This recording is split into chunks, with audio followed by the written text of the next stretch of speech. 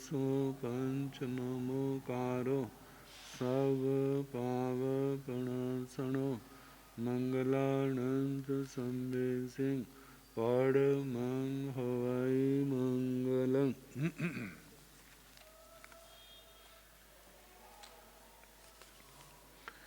जिन शासन जिन वाणी सदा जयवंत हो, श्रवण संग सदा अविचल मंगल हो।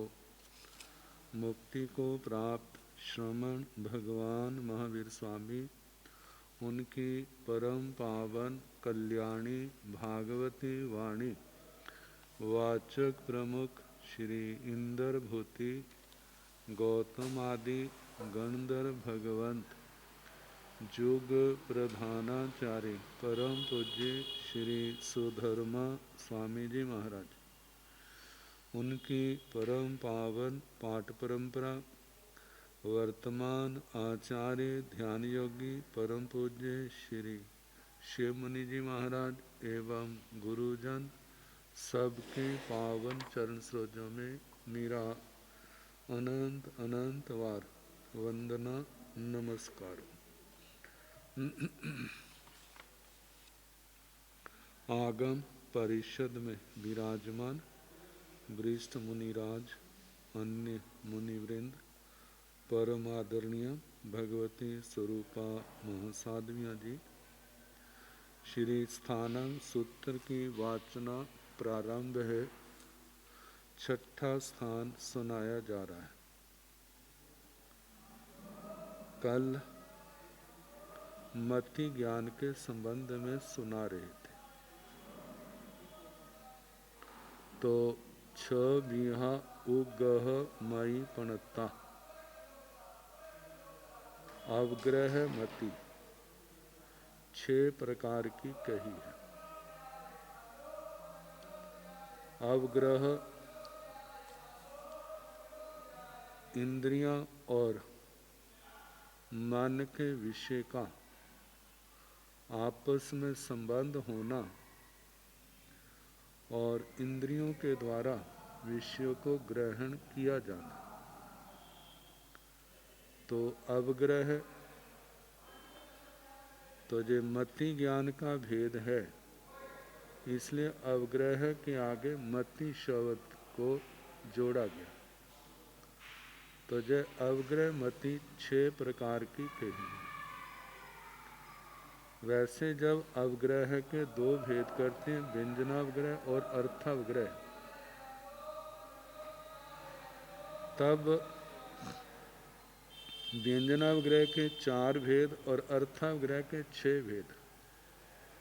तो जहाँ भेद न करके सामान्य अवग्रह शब्द लिया है, इसलिए जहाँ पर 6 भेद कहे हैं कि अवग्रह मति 6 प्रकार की।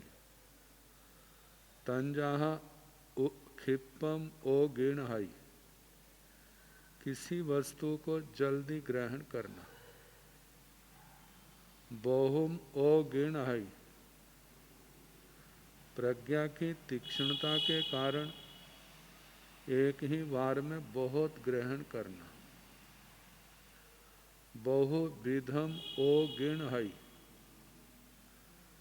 बहुत भी अनेक प्रकार का है तो उसको ग्रहण करना। ध्रुवम ओ गिणहाई, ध्रुव रूप से ग्रहण करना। अनिश्यम ओ गिणहाई, बिना किसी आलंबन के ग्रहण करना।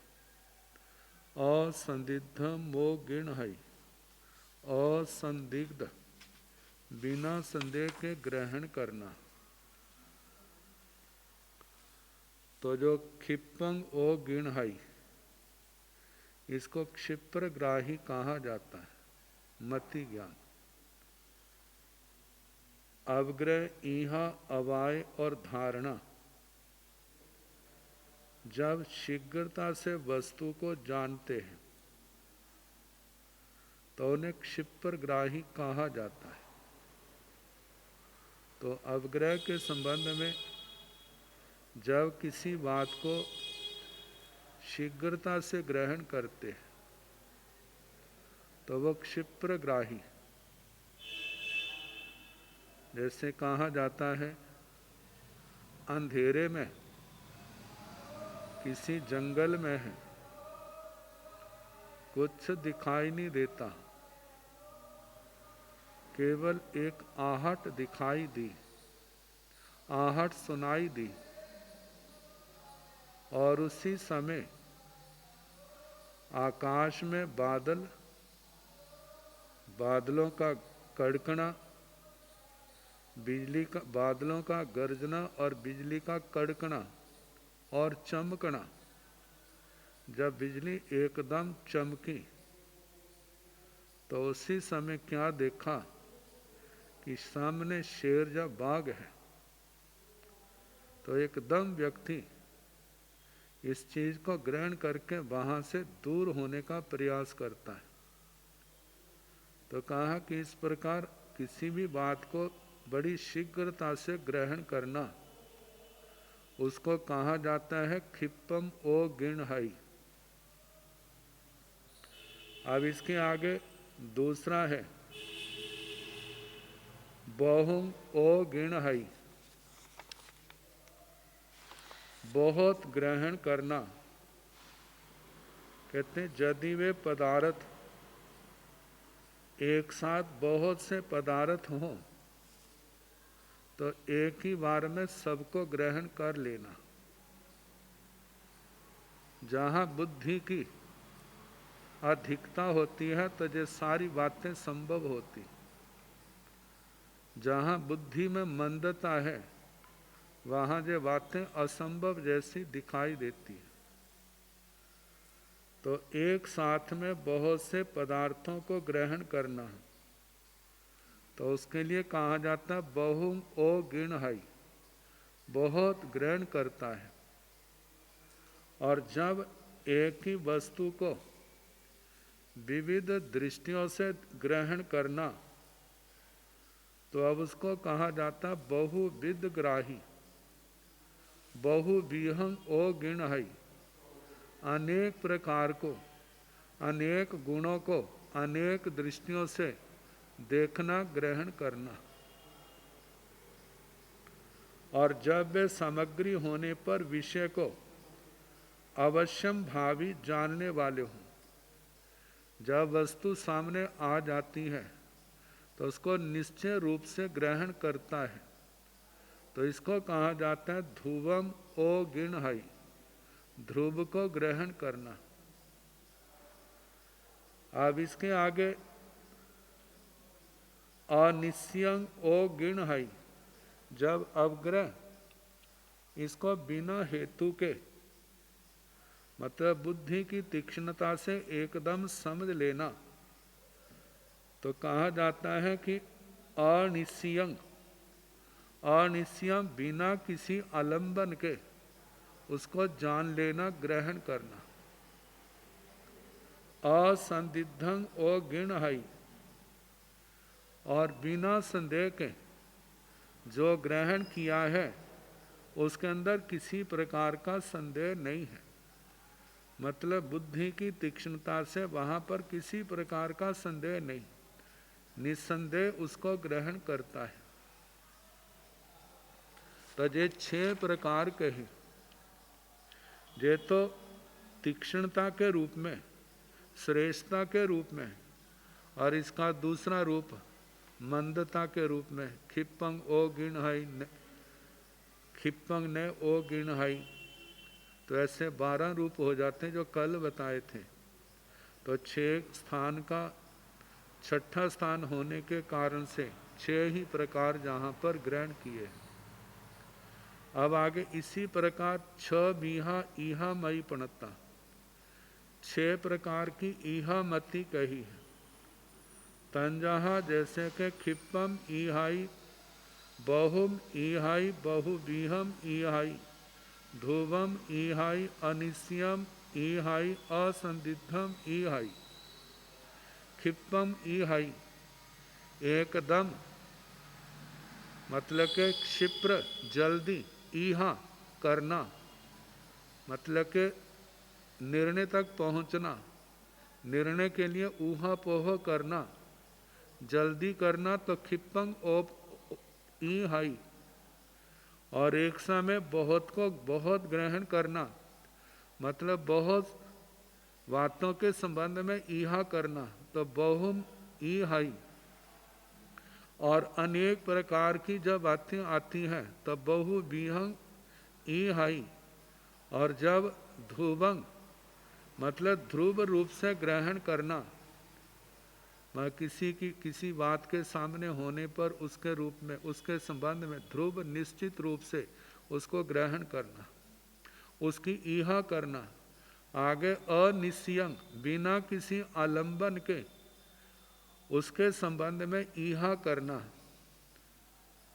जैसे इसको सामान्य रूप से ऐसे जाना जा सकता है कि जैसे एक बिना चश्मे के पढ़ता है और एक चश्मे के साथ पढ़ता है, इसी प्रकार किसी का आलंबन लेने के लिए किसी का सहारा लेता है और एक बिना सहारे के उसके संबंध में ऊहापोह करता है, विचार करता है। तो जो बिना साधन के करता है तो वह है अनिश्चयम ई हाई, और असंदिग्धम ई हाई, जिनकी ईहा में किसी प्रकार का संदेह नहीं है, मतलब असंदिग्ध रूप से ईहा करता है। तो ऐसे 6 प्रकार की ईहा मति 6 बीहा अवायमयी पणता, इसी प्रकार 6 प्रकार की अपाय मति कही है। अपाय में जिस समय वस्तु का निर्णय हो जाता है तो तन जहाँ जैसे के खिप्पम अवई जाव असंदिग्धम अवई, जल्दी निर्णय तक पहुँच गया है, जल्दी उसका निश्चय कर लेता है, बहुत का निश्चय करता है, बहुविध का निश्चय करता है, ध्रुव रूप से निश्चय करता है। ऐसे बिना किसी आलंबन के अनिश्चित निश्चय करता है और बिना संदेह के असंदिग्ध निश्चय करता है। आगे 6 बीहा धारणा पणता, धारणा 6 प्रकार की कही है। तंजाहा बहुंग धारई, बहु बीहंग धारई, पुराणंग धारई, दुद्धरंग धारई, अनिश्यंग धारई, असंदिग्धंग धारई। धारणा के संबंध में धारणा शक्ति, कितने व्यक्ति ऐसे हैं जिनकी धारणा शक्ति कमजोर हो जाती है,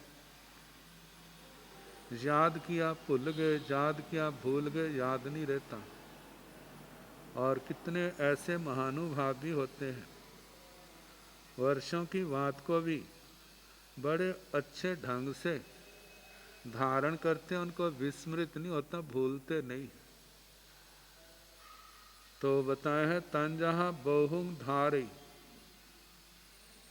बहुत धारण कर लेता है।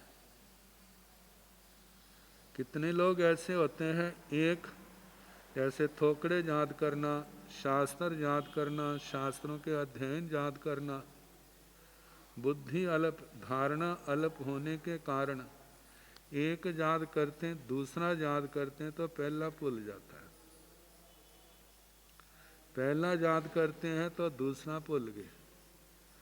मतलब बुद्धि के अंदर कमजोरी होने के कारण ऐसा होता है। लेकिन जिनका ज्ञानावरणी कर्म का क्षोभक्षम बहुत है तो उनके पास जे पदानुसारणी लब्धियां यदि मानो पूर्ण नहीं, लेकिन कुछ रूप तो है, और उसके साथ ग्रहण शक्ति, ग्रहण शक्ति में याद करना, दूसरे की बात को समझना, और उसके आगे धारणा शक्ति, धारणा शक्ति से व्यक्ति को विस्मृत नहीं होता, भूलता नहीं है, याद रहता है। तो कहा कि बहुत धारण करता है, बहु विहंग धारे, बहुत प्रकार का धारण करता है, पौराणिक धारे, प्राचीन वाक्य भी उनको धारण करता है। जो कहीं सुना था, पढ़ा था, बहुत समय हो गया, उनको भी मतलब ऐसे ही धारण है जैसे आजकल की बात हो। दुधरंग धारे। अब धारणा शक्ति की और भी जिनको धारण करना बड़ा मुश्किल है, उनको भी धारण कर लेता है, उनको भी समझ लेता है। तो इसके संबंध में कहा जाता है, जैसे गणित में बड़े जटिल फार्मूले, उनको जिनको समझना बड़ा मुश्किल है, उनको आसानी से धारण कर लेता है। और अपने शास्त्रों में भांगे आते हैं। तो जो प्रसंग बड़े जटिल हैं, उनको भी आसानी से धारण कर लेता है। जैसे पूर्वों का ज्ञान है, पूर्वों के समुद्र में डुबकी लगाना, और जैसे जैसे आगे बढ़ता है, मतलब एक बार दो बार सुना है, याद हो गया, और याद करने के बाद अब उसका रिवीजन भी करना है। अब वो ज्ञान का क्षेत्र इतना है जिसकी हम लोग कल्पना भी नहीं कर सकते। अब यदि वो बार बार उन्हीं को दोहराने में लगा रहेगा तो आगे कैसे बढ़ेगा। तो बुद्धि की शक्ति अत्यंत विशाल होने के कारण पढ़ते भी जाते हैं, पूर्व का याद भी रहता है, और आगे भी बढ़ते जाते हैं, और सबको समेट कर रखते हैं। तो कहा कि जब तक ये शक्ति दुर्धर को धारण करने वाली नहीं होगी तो व्यक्ति आगे कैसे बढ़ेगा। तो पुरानी बातों को भी धारण करते हैं, और दुर्धर जिनको धारण करना बड़ा मुश्किल है, उनको धारण करते हैं। अनिस्यंग धारे, बिना किसी आलंबन के धारण करता है। असंदिग्धं धारे, मतलब धारण करते समय किसी प्रकार का संदेह वाली अवस्था नहीं आती, क्योंकि जब बहुत कुछ सामने आ जाता है फिर उनका आपस में जैसे खिचड़ी मिल जाती है, तो ऐसे भी मिलने की संभावना होती है। लेकिन किसी प्रसंग को किसी के अंदर सम्मिलित नहीं होने देना, ये तभी संभव है जब बुद्धि अत्यंत विशाल होगी, जिसका क्षोभक्षम अत्यंत प्रबल है। तो इस प्रकार ये धारणा शक्ति भी 6 प्रकार की कही है।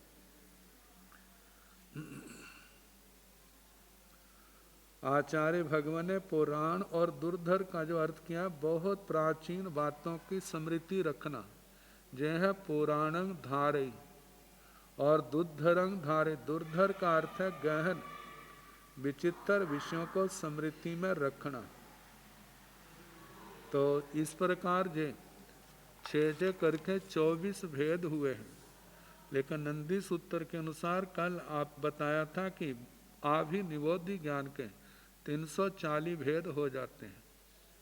जैसे अवग्रह के 2 भेद, व्यंजनावग्रह, अर्थावग्रह। व्यंजनावग्रह के 4 और अर्थावग्रह के 6। 6 में 5 इंद्रियां, 6ठा मन, और 4 में मन और चक्षु को छोड़ देते हैं। ऐसे जे 10 हो जाते हैं। यह अवाय धारणा के इनके भी 5 इंद्रियां, 6ठे मन को लेकर के 6 भेद हो जाते हैं, और सारे जे 28 होते हैं। और ये जो 6 बातें कही हैं, क्षिप्रता और अक्षिप्रता, मतलब दोनों 12-12 करके ये 28 के 336 भेद हो जाते हैं, और 4 प्रकार की बुद्धि मिला करके 340 भेद आभिनिवोधि ज्ञान के बन जाते हैं। तो अब इसके आगे बाह्य और आभ्यंतर तप। बाह्य तप और आभ्यंतर तप के संबंध में कहा जाता है, जो जल्दी नजरों में आ जाता है वह बाह्य तप, और जो जल्दी नजरों में नहीं आता वह आभ्यंतर तप। बाह्य तप का शरीर पर जल्दी प्रभाव पड़ता है, आभ्यंतर तप का शरीर पर प्रभाव नहीं पड़कर सीधा आत्मा के ऊपर पड़ता है। और दूसरी बात, अन्य मतों में बाह्य तप को ज्यादा प्रधानता है, लेकिन अपने जिन शासन में बाह्य तप के साथ साथ आभ्यंतर तप को बाह्य तप से भी ज्यादा प्रधानता है। तो इस प्रकार बाह्य और आभ्यंतर तप को लेकर के 6 भेद बताए। जो निर्जना के 12 भेद 12 प्रकार की निर्जरा, 12 प्रकार का तप है तो निर्जरा भी 12 प्रकार की। तो 6 भी है बाहिराय तवे पणते तंजहा अनशन ओ मोयरिया भिखायरिया रस परिचाय काय किलेसो पड़ी संलीनिया। 6 भी है आभंतरीय तवे पणते तंजहा पाय छित्तम बीणाओ बिया बच्चम तहेव सज्जाओ झाणंग बियो सगो। 6 भी है बाहिराय तवे पणते बाह्य तप 6 प्रकार का कहा है। तंजहा जैसे के अणसणंग, अणसणंग जैसे असन, असन का मतलब खाना आदि, और अणसणंग खाने आदि का निषेध है, भोजन आदि का त्याग। तो इसके अनेक प्रकार के भेद हैं। जैसे आता है 2 प्रकार का इत्वरिक और जावत कथिक। इत्वरिक का श्रेणी, प्रतर, घन, वर्ग, वर्गा वर्ग और आकीर्ण, ये 6 भेद हो जाते हैं। इनके आगे चल के और भेद हो जाते हैं। तो जे अनशन तप ओ मोहित और जावत की जैसा इत्वरिक और जावत कथी का आजीवन, जिसमें आजीवन अनशन संथारा लिया जाता है, जिसके भत प्रत्याख्यान, इंगिनी मरण और पादपोपगमन 3 भेद आते हैं। ओ मोयरिया अवमोद्री का उनोद्री, इसके भी द्रव्य और भाव को लेकर के 2 भेद चलते हैं। द्रव्य में आहार और उपकरणों के संबंध में आता इनको कम करना, और भावनोद्री में कषायों को, विकारों को, इनका अल्पीकरण करना, इनको पूर्ण रूप से छोड़ना। भिखायरिया भिक्षाचरी, जिसमें अविग्रहों के साथ भिक्षा वृत्ति का वर्णन आता है, द्रव्य से, क्षेत्र से, काल से, भाव से। रस परिचय, रसों का त्याग करना, रसों का त्याग जैसे आइबिल आदि करना, निबी आदि करना, यथा संभव रसों को छोड़ना। कायकले से, शरीर के माध्यम से कष्टों को समता से सहन करना, सर्दी सहना, गर्मी सहना, और शरीर को ऐसा बनाना कि कष्ट कितने भी आए उनको हम समता से सहन कर सकें। तो शरीर के माध्यम से शारीरिक वेदनाओं को समता से सहन करने का अभ्यास करना, जिसमें नाना प्रकार के योगासनों का भी वर्णन आता है। पड़ी संलीनिया, प्रति संलीनता, जिसका इंद्रिय प्रति संलीनता, कषाय प्रति संलीनता, योग प्रति संलीनता और विविक्त शयनासन। इंद्रिय प्रति संलीनता के संबंध में इंद्रियों पर कंट्रोल करना, इंद्रियों को अपने बस में करना। जिस स्थान पर, जिस प्रसंग में इंद्रियों में चंचलता आए, उस विषय का, उस स्थान का परिहार करना, परित्याग करना। कषाय प्रति संलीनता, कषायों को उदय में नहीं आने देना। ऐसा प्रयास करें उदय में आए तो अपने विवेक से, अपने धैर्य से, अपनी समझ से उनको शांत करें। आगे योग प्रति संलीनता, अकुशल योगों का की उदीर्णा नहीं करनी, मतलब जो आरंभ समारंभ प्रधान योग हैं उनका परित्याग करना, और जो धर्म योग हैं उनकी उदीर्णा करना। विविक्त शयनासन, जो एकांत शांत स्थान है, जहाँ पर किसी प्रकार का कोई उपद्रव न हो, जहाँ पर ज्ञान ध्यान में किसी प्रकार का अंतराय न पड़े, ऐसे स्थानों का सेवन करना। तो ये 4 प्रकार की प्रति संलीनता है। 6 भी है अभ्यंतरीय तवे पणते, 6 प्रकार का आभ्यंतर तप कहाँ है। तंजाहा जैसे के पाय छित्तम वीणाव वियावच्चंग तहेव सज्जाओ झाणंग बियु सग्गो। पाय छित्तंग प्रायश्चित, आत्मा की शुद्धि के लिए लगे दोषों का शुद्धिकरण करना, जिसमें सूत्रों में इसके कहा जाता है 10 कारणों से व्यक्ति दोष का सेवन करता है, कारणों से आलोचना शुद्ध नहीं होती। 10 गुणों वाला अपनी आलोचना करता है, 10 गुणों वाले के आगे अपनी आलोचना करनी चाहिए। और 10 प्रकार का प्रायश्चित है, वह औषध रूप जिसके लगे हुए दोषों की शुद्धि होती है, निवृत्ति होती है। तो ऐसे प्रायश्चित विनय कहा जाता है। व्यवहारिक सामान्य अर्थ दूसरे का आदरमान सत्कार है, लेकिन उसमें लोकाचार में भी आता है और आध्यात्मिक क्षेत्र में भी आता है। तो जहाँ पर तो वही विनय तप है, जहाँ सम्यक ज्ञान, सम्यक दर्शन, सम्यक चारित्र है। जिस आत्मा के अंदर 5 प्रकार के आचार का पालन करते हैं, संयम तप की आराधना करते हैं, ऐसे आत्मा को श्रद्धा भक्ति के साथ उनका आदरमान सत्कार करना। और विनय के संबंध में कहा जाता है, इसके मूल में 7 भेद हैं और उत्तर में 134 भेद आते हैं। ज्ञान, दर्शन, चारित्र, मन, वचन, काया और लोकोपचार, ये मूल में 7 भेद हैं और इनके उत्तर भेद 134 बन जाते हैं। आगे बीयावच्छम व्ययावृत्ति कहा जाता है। कैसे इस बीयावृत्ति सेवा के संबंध में भी लौकिक लोकोत्तर क्षेत्र आ जाते हैं। जहाँ संसार के क्षेत्र में कोई बीमार है, कोई वृद्ध है, कोई कैसा जरूरतमंद है, उसकी सेवा तो कहा जाता है वह तो ज़्यादा करके पुण्य का कारण बन जाती है, लेकिन जब निस्वार्थ भाव से बढ़ेगा तो वहाँ निर्जरा की भी संभावना है। लेकिन जहाँ पर सम्यक ज्ञान, दर्शन, चारित्र से संपन्न आत्माएं हैं, वो वृद्ध भी हो सकती हैं, तपस्वी भी हो सकती हैं, रोगी भी हो सकती हैं। और उनमें आचार्य, उपाध्याय, स्थविर, कुल, गण, संघ, क्रियापात्री, साधर्मी, नवदीक्षित, गलान, इनकी जब बिना गलानी के कोई सेवा करता है तो ये महानिर्जरा महापर्यवसान का कारण बनती है। तहेव सज्जाओ। इसी प्रकार स्वाध्याय के संबंध में कहना, स्वाध्याय अपने आगम शास्त्रों का जिससे आत्मा को तत्व ज्ञान की प्राप्ति हो, वाचना, पृच्छना, परिवर्तना, अनुप्रेक्षा, धर्म कथा के माध्यम से आगम वाणी का श्रद्धा भक्ति पूर्वक उपधान तप के साथ इसका अध्ययन करना। जहाँ जे ज्ञान वृद्धि का कारण है, वहाँ पर कर्मों की महानिर्जरा का भी कारण है। क्योंकि इसी सूत्र के तीसरे ठाणी में आया था, जिसका स्वाध्याय अच्छा है उसका ध्यान अच्छा होगा, जिसका ध्यान अच्छा है उसका तप चारित्र जे अच्छे होंगे।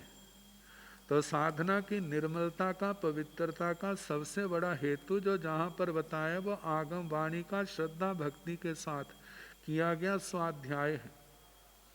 तो वाचना, पृच्छना, परिवर्तना, अनुप्रेक्षा, धर्म कथा जिसके भेद हैं, इसके माध्यम से स्वाध्याय की तपस्या करना जो महानिर्जरा महापर्यवसान का कारण है। आगे झाणंग ध्यान, ध्यान है जिसके 4 भेद हैं, आरत ध्यान, रौद्र ध्यान, धर्म ध्यान और शुक्ल ध्यान।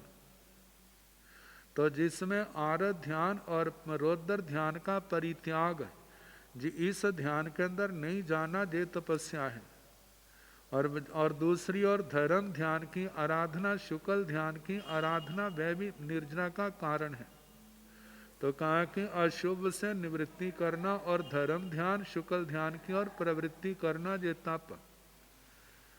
और बात दूसरा जो आभ्यंतर तप का 6ठा भेद है, वह व्यूसर्ग व्युत्सर्ग। उत्सर्ग त्याग को कहते हैं। बी का मतलब विशेष करके त्याग, कि त्याग करने के बाद उसकी ओर, जिसको छोड़ना है उसकी ओर जरा भी ध्यान नहीं देना, जिसके द्रव्य और भाव से 2 भेद बन जाते हैं।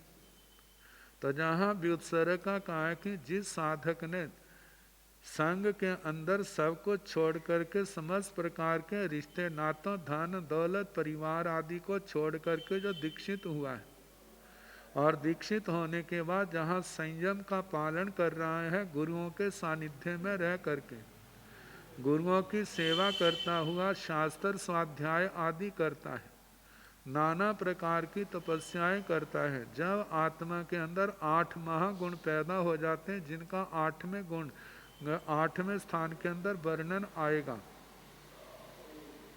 तो कहा जाता है जब 8 गुण पैदा हो जाते हैं तो अपने आचार्य के गण के प्रमुख संतों को विश्वास में लेके उनकी आज्ञा लेकर के एकल विहार प्रतिमा स्वीकार करते हैं।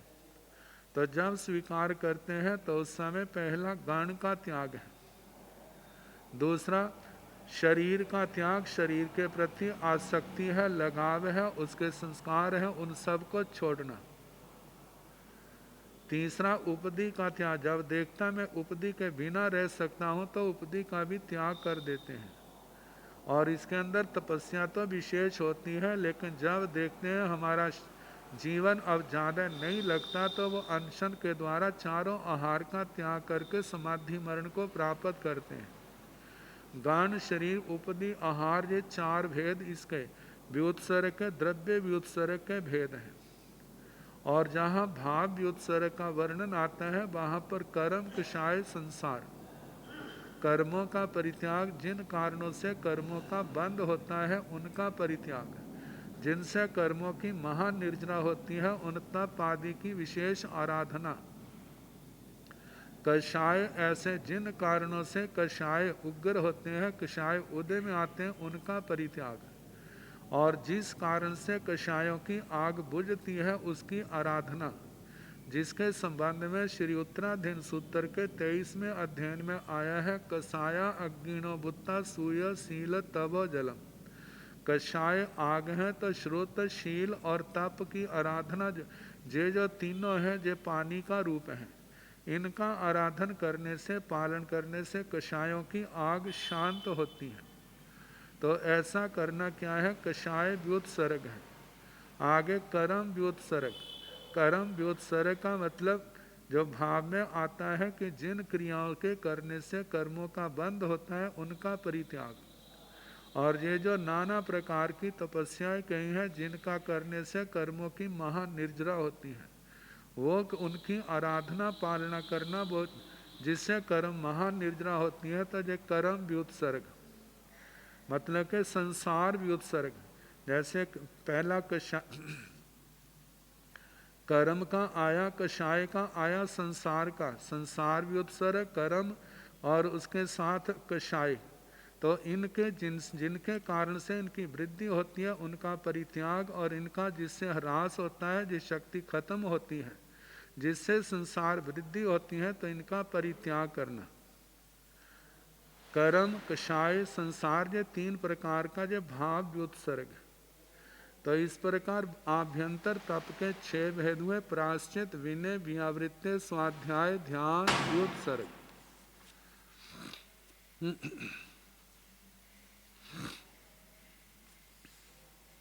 अब आगे वर्णन है 6 बीहे बीवाए पणत्ते तंजाह ओ सक इत्ता,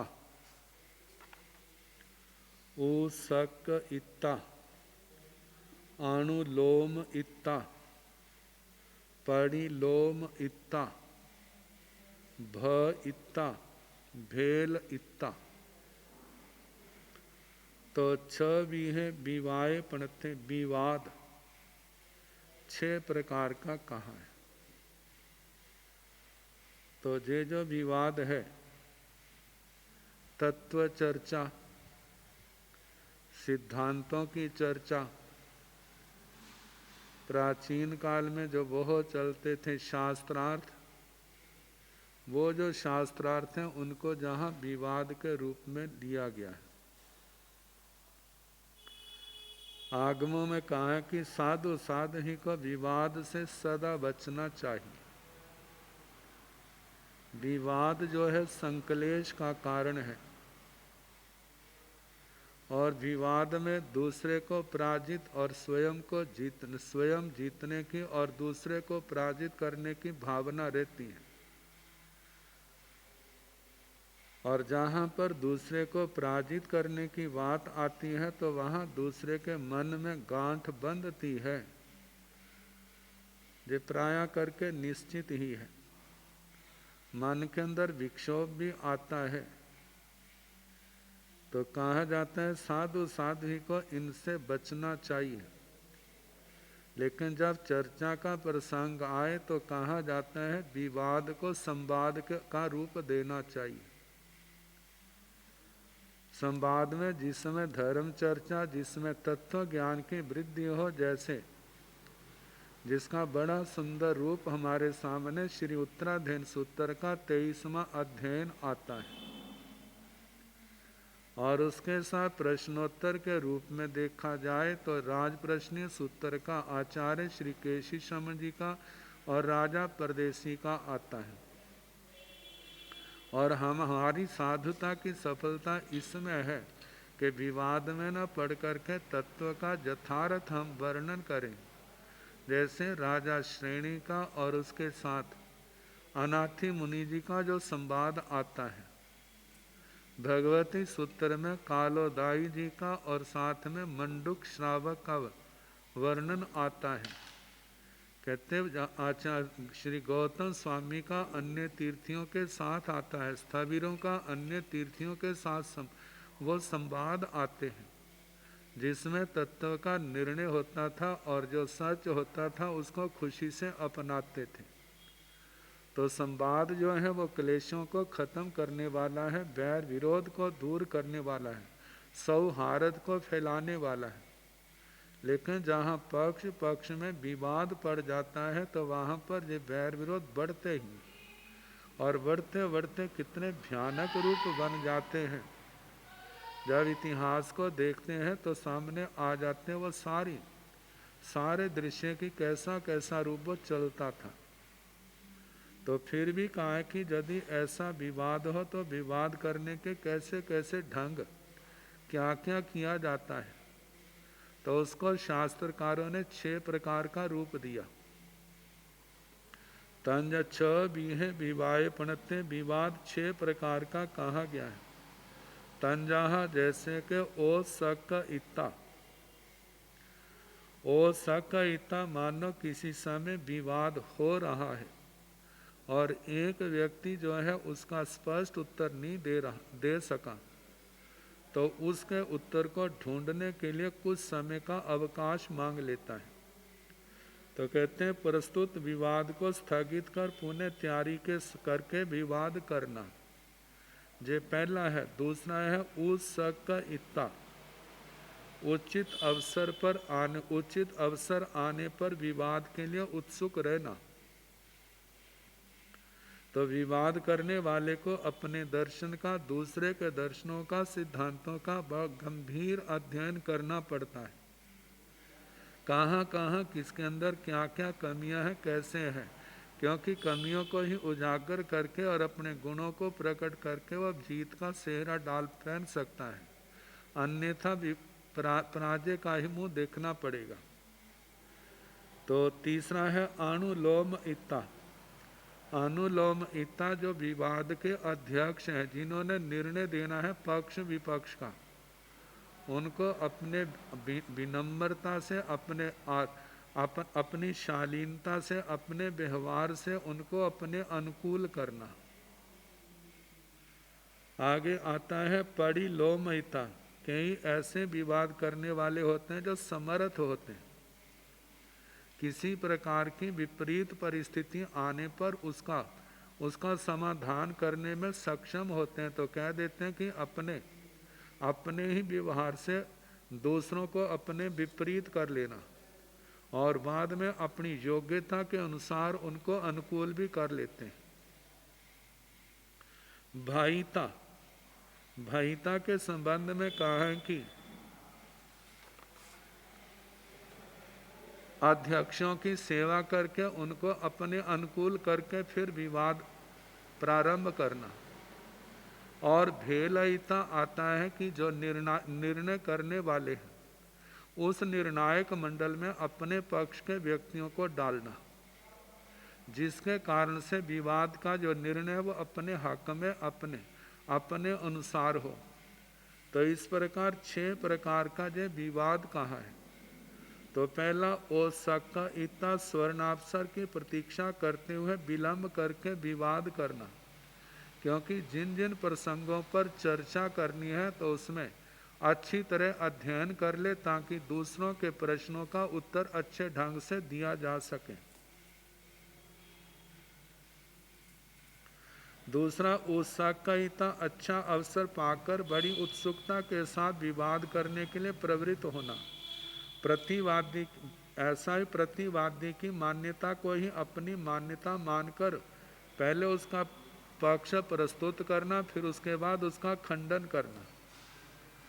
अनुलोमयिता प्रतिपक्षी को या मध्यस्थ एवं सभ्यों को साम दाम आदि नीति से अनुकूल करके पहले प्रतिपक्षी का पक्ष ग्रहण करके फिर विवाद में प्रवृत्त होना, उनका खंडन निराकरण करना। और परिलोमयिता अपने विद्या आदि के बल से सामर्थ्य से प्रतिवादी को चुनौती देते हुए अध्यक्ष एवं प्रतिपक्षी को प्रतिकूल बना करके फिर विवाद करना। भयिता निर्णायकों की स्तुति एवं सेवा आदि के द्वारा अपने पक्ष का समर्थन प्राप्त करके अपने विजय सिद्धि के लिए विवाद करना।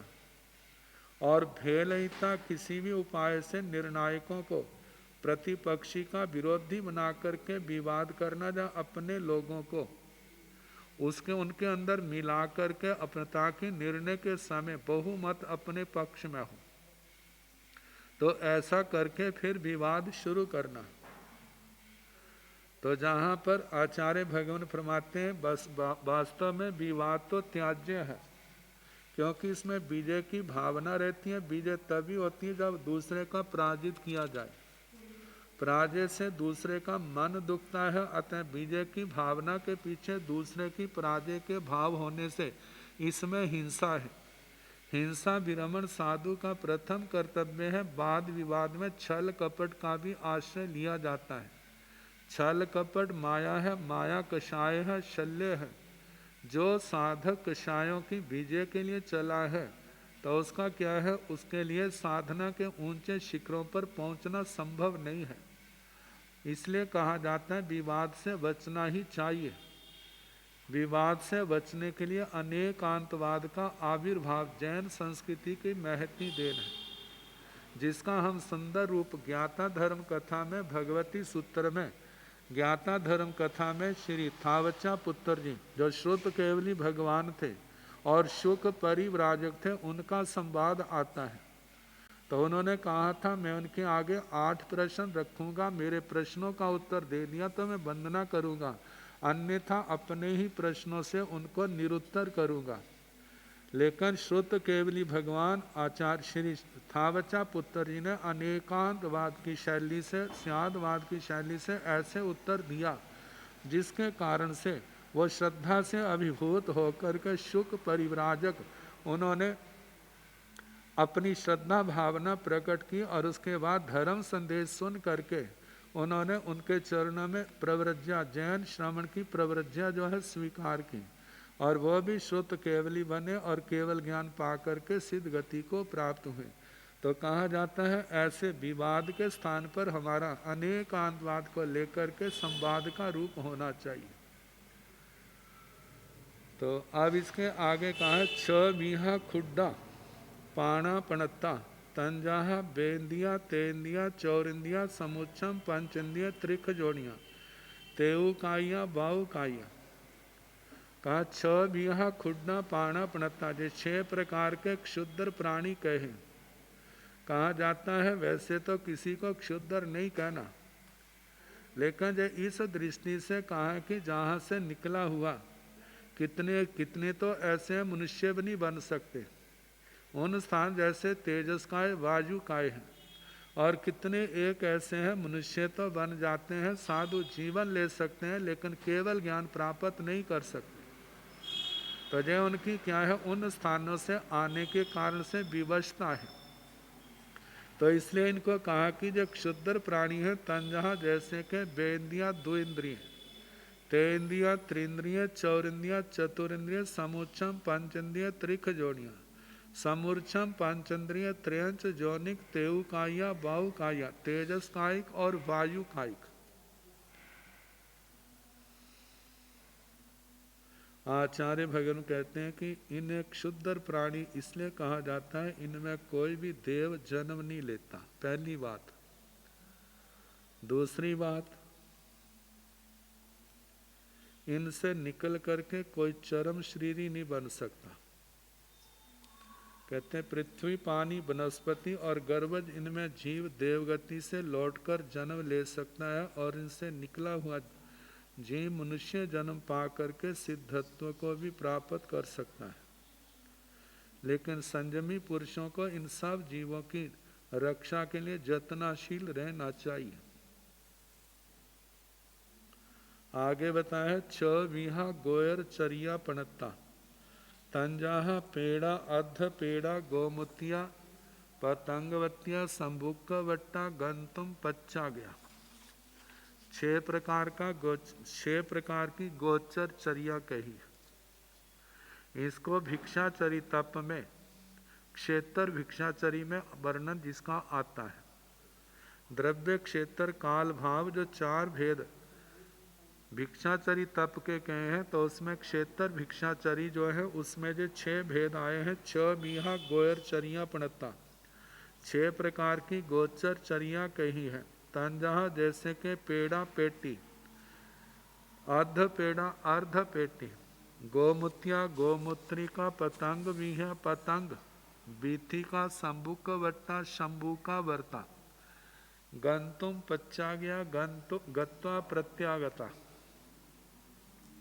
जिसके संबंध में बताया, पहले बताया है पेड़ा।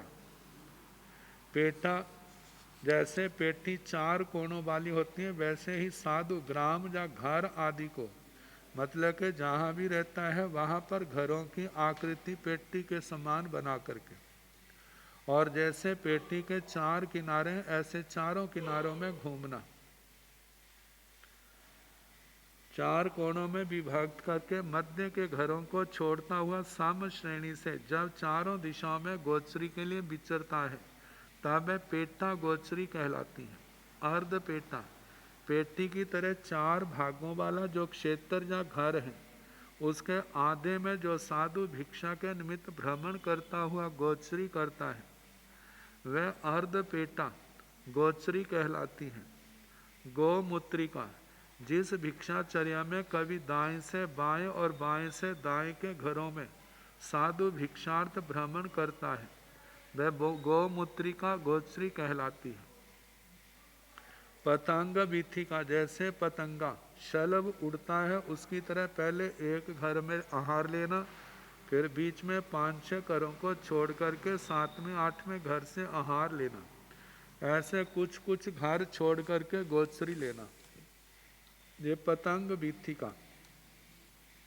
शंखावर्ता, जैसे शंख में गोल आवर्त होते हैं, वैसे ही जो साधु एक घर गली के अंदर और दूसरा घर गली से बाहर इस क्रम से भिक्षा ग्रहण करता है, वह शंखावर्ता गोचरी कही जाती है। गत गंतुम पच्चाज्ञा, गत प्रत्यागता, जिस भिक्षाचरी में साधु गली की एक पंक्ति के घरों में गोचरी करता हुआ आगे बढ़ता है और वापिस में दूसरी पंक्ति के घरों में गोचरी लेता है, ऐसी गोचरी जो है गंतुम पच्चाज्ञा गत प्रत्यागता कही जाती। अब इसके आगे अपक्रांत महानरक, वे नरकावास जहाँ पर महावेदना होती है, और इनके संबंध में कहा जाता है जिस जिस नरक के बताए उससे दक्षिण दिशा की ओर है, क्योंकि उत्तर दिशा की अपेक्षा से दक्षिण दिशा में भारी कर्मी जीव जाते हैं। जब भारी कर्मी जीव है तो उनकी वेदना भी तो क्या भारी होगी, ज्यादा होगी।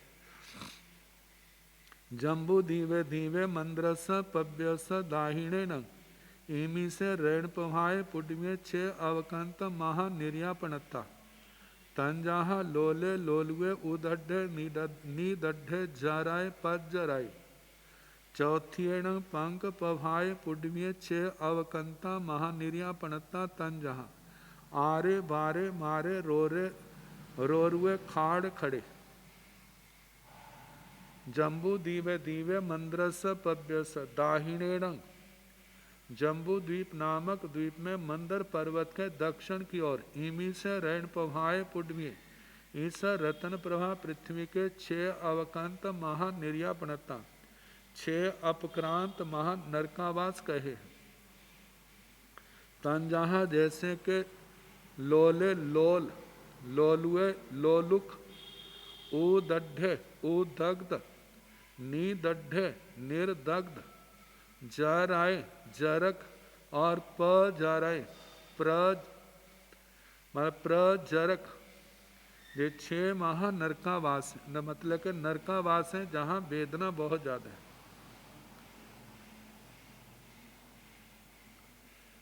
चौथी पंख बहाए पुण्य 6 अवकंता महानर्यापणता, चौथी पंख प्रभा पृथ्वी में 6 अपक्रांत महानरकावास कहे। तंजहा जैसे के आरे बारे मारे रोरे रोरुए खाड़ खड़े, आरे आर मारे मार मतलब आरे आर बारे बार मारे मार रोरे रोर रोरुए रोरुक, खाड़ खड़े खाड़ खड़, ये चौथी नरक में कहे हैं। इनके संबंध में कहा कि जो जीव धर्म से सर्वथा विमुख हैं, धर्म भ्रष्ट हैं, ऐसे जीव ही अपक्रांत नरकावासों में नारकी बनते हैं। जो महानरक समस्त शुभ भावों से रहित हैं, अन्य नरकों से अति निकृष्ट और एकांत अप्रिय स्थान है, उन्हीं को अपक्रांत नरक कहा गया है। यद्यपि सभी नरकों में जीव पाप कर्म का फल भोगते हैं, तथापि इनमें भी अपक्रांत नरक अत्यंत निकृष्ट होते हैं। रतन प्रभा पृथ्वी में 6 अपक्रांत महानरक हैं। उनके नाम जो लोल, लोलुक, उदग्ध, निर्दग्ध, जरक और प्रजरक हैं। वास्तव में देखा जाए ये 6 नरकावास दक्षिण की ओर है।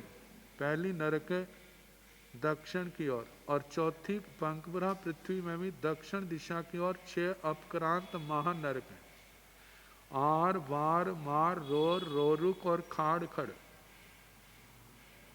तो कहा जाता है वैसे और नरकों में भी जो नरकावास ऐसे होंगे, लेकिन 6 की संख्या के अनुरोध से इन्हीं का वर्णन किया है, बाकी में उनकी संख्या कम ज़्यादा हो सकती है। अब इसके आगे ब्रह्मलोक के 5वें देवलोक में कितने प्रस्तट हैं उनका वर्णन किया जाएगा। तो ये कल जैसे समय होगा प्रयास किया जाएगा। अब थोड़ी देर हम प्राकृत व्याकरण कर लें। तीसरा पाद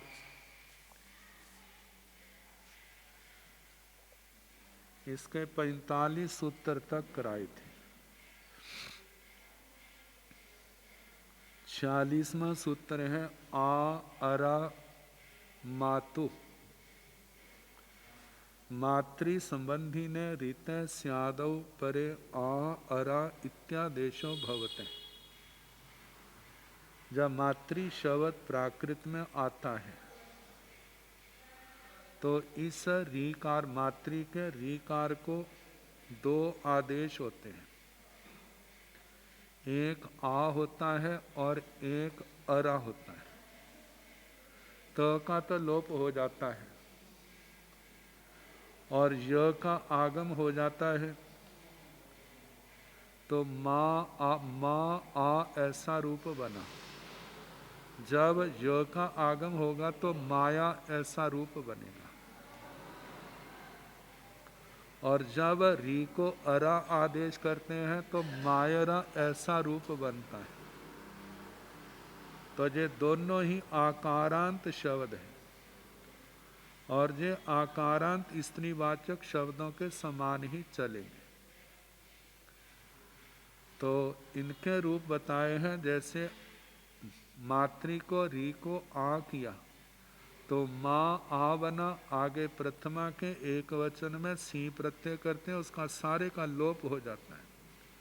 तो माँ आ जब माया रूप बनता है जब य का आगम होता है, और जिस समय अरा आदेश करते हैं तो माँ अरा जब मायरा जे रूप बनता है। आगे माँ आओ माँ आओ मायराव जे प्रथमा विभक्ति के बहुवचन के रूप हैं। माँ आऊ और माँ आओ तो ये तो आकारांत माँ आ का रूप है। और मायराव जे मायरा के दो रूप हैं प्रथमा के बहुवचन के। मायरंग जे द्वितीय विभक्ति के एक वचन के रूप में। आगे आम था, आम परे होने पर पूर्व के माँ आ का ह्रस्व हो गया। अ का लोप होने पर म को अनुस्वार करने पर मायंग ऐसा रूप बनता है।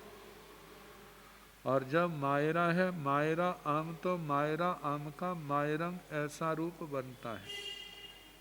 तो सारे आकारांत के समान ही रूप चलेंगे। अब कहा कि बाहुलकात जननी अर्थ से आ देवता अर्थ से तो अरा इत्यादेश है। जहाँ पर बताया कि बहुलता की अपेक्षा से जब माता जननी के अर्थ में जन्म देने वाली के लिए प्रयोग होगा तो उस समय तो माया शब्द का प्रयोग किया जाएगा। और जब किसी देवता के लिए माता का प्रयोग होता है तो वहाँ पर देवी के लिए मायरा शब्द का प्रयोग किया जाता है। बहुलता से ज़्यादा ये प्रयोग होता है। जैसे मायाए कुक्षिये, माता की कुक्षी में, इसका जो माया जहाँ पर जननी अर्थ है। और नमो मायराण, माताओं को नमस्कार जहाँ पर देवी का रूप है, देवता के लिए प्रयोग किया है। आगे मातु रिद्वा इति इत्वे मायण इति भवति। पहले पाद में 135वां सूत्र आया था मातु रिद्वा। माता के रीकार को ईकार विकल्प से होता है। जब ईकार विकल्प से होगा तो ये शब्द माई बन जाएगा। तो माई का फिर ईकारांत शब्दों के समान ये रूप चलेंगे। आगे जिस समय जो 44वां सूत्र है ऋताम उदस्य मौसु वा, जब ऊकार मातृ शब्द के री को ऊकार आदेश होगा तो माऊ रूप बन जाएगा। तो स्त्रीवाचक जैसे धेनु शब्द चला था उसी के समान माऊ का रूप चलेगा। तो बताया है उत्वे तो माउए समन्वयम बंदे। जब ऊ कर देते हैं तो माउए समन्वयम, माउए जो रूप है तृतीया का एक वचन का है। माउए मात्रा समन्वितम, समन्वितम युक्त, माता से युक्त, बंदे बंदना करता हूँ। स्यादो इत्येव, कहते जब सी आदि प्रत्यय होंगे तभी जे आ अरा वो जे आदेश होंगे। यदि सी आदि नहीं है तो जे आदेश नहीं होंगे। जैसे माई देवो जे रूप है तो मातृदेवो भव जो रूप चलता है।